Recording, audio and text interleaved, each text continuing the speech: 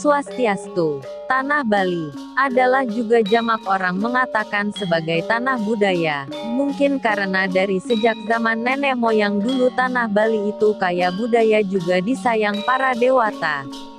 Yang namanya budaya merupakan salah satu hasil daya imajinasi manusia, yang nyata hasilnya diantaranya mampu memberikan tuntunan, ketenangan, keheningan, kedamaian, juga kepuasan hati nurani, dan tiada terpungkiri juga sebagai suatu kebanggaan.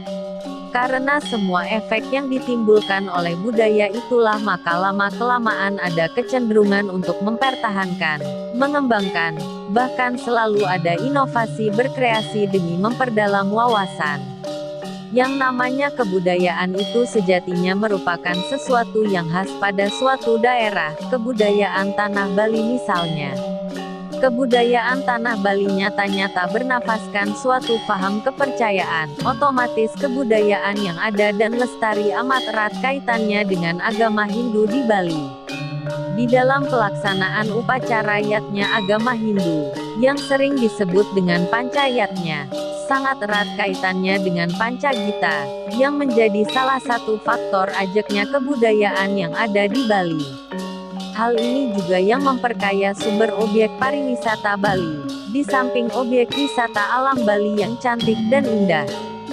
Jadi, apa itu Pancagita? Dan apa saja yang disebut dengan Pancagita? Secara garis besarnya, Pancagita dapat diartikan 5 jenis bunyi-bunyian yang dapat menimbulkan atau membangkitkan rasa sukacita menjelang dan saat upacara keagamaan dilaksanakan. Kelima bunyi-bunyian itu diantaranya: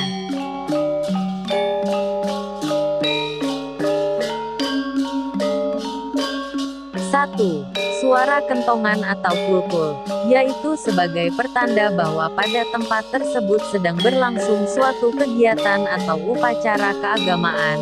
Di samping itu, kukul juga berfungsi sebagai wangsit masyarakat Hindu Bali, untuk mulai berkumpul di suatu tempat yang akan dilaksanakannya suatu acara. 2. Suara gong atau gamelan, yaitu musik tradisional untuk mengiringi upacara keagamaan. Biasanya suara gamelan dapat mempengaruhi dan menggetarkan jiwa setiap umat yang mengikuti prosesi upacara keagamaan tersebut.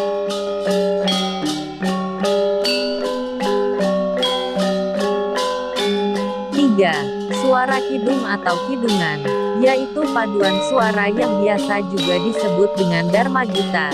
Tentunya juga sebagai iringan di dalam pelaksanaan upacara keagamaan di Bali. Suara kidung juga dapat menyalurkan frekuensi atau getaran jiwa di setiap prosesi keagamaan. 4. Suara genta atau bajra, yaitu suara genta yang dibunyikan oleh sulinggi atau pemangku untuk mengiringi doa pujaan. Fungsi dan peran suara genta ini lebih ditujukan kepada dewa atau buta sebagai pengantar puja dan mantra sulinggi maupun pemangku.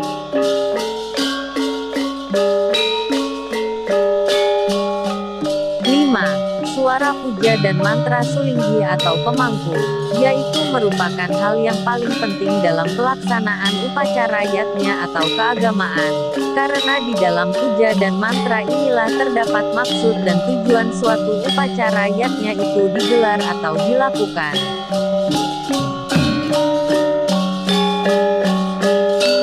Demikian kiranya yang dapat saya sampaikan tentang Pancagita ini. Semoga dapat bermanfaat, dan jika ada salah kata maupun ucap mohon dimaafkan. Akhir kata saya haturkan para masanti. Om Santi, Santi, Santi, Om.